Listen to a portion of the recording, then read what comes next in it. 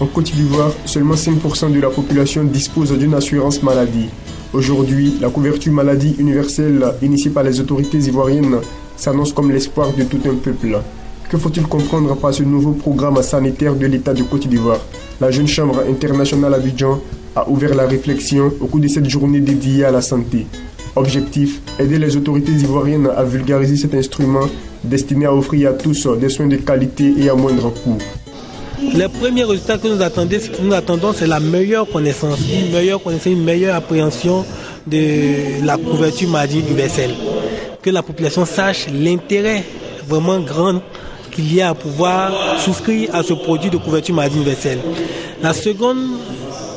Le second résultat que nous attendons, le second résultat que nous voulons atteindre, c'est de pouvoir permettre à toute la population de souscrire spontanément à une assurance privée complémentaire et ne pas attendre justement qu'on se retrouve dans une situation difficile ou dans une situation où des frais nous reviennent trop élevés pour regretter de ne pas avoir souscrit à une structure d'assurance privée complémentaire. Cette première journée de l'assurance maladie d'Abidjan a permis de répondre à la question de l'amélioration des prestations des soins en Côte d'Ivoire et aussi de faire le rapport entre l'assurance maladie et le développement économique pour une Côte d'Ivoire émergente en 2020.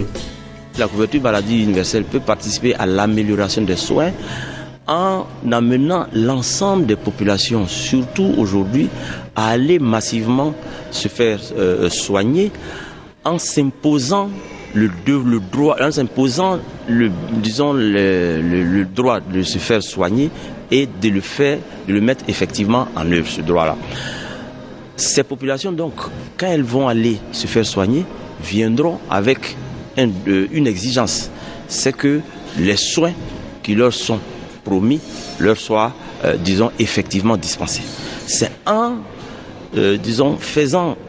mettant en œuvre effectivement cette exigence qui fait partie de leurs droits, qui pourront amener le système à s'améliorer parce qu'ils viendront comme des bénéficiaires, des usagers du service public, mais non plus comme des personnes à qui on rendra service. C'est le premier niveau. Et puis deuxième niveau maintenant, par les financements que la couverture maladie universelle pourra injecter dans le système sanitaire, ça peut contribuer en spécifiant bien les investissements, les orientant dans les bons niveaux, ça peut contribuer à améliorer la qualité des soins.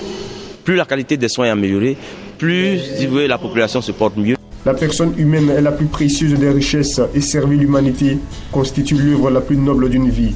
Ce credo, la Jeune Chambre internationale Abidjan entend ainsi le traduire en actes par sa contribution au succès de la couverture maladie en Côte d'Ivoire, mais surtout pour le bien-être d'une population qui vit en grande partie sous le seuil de pauvreté.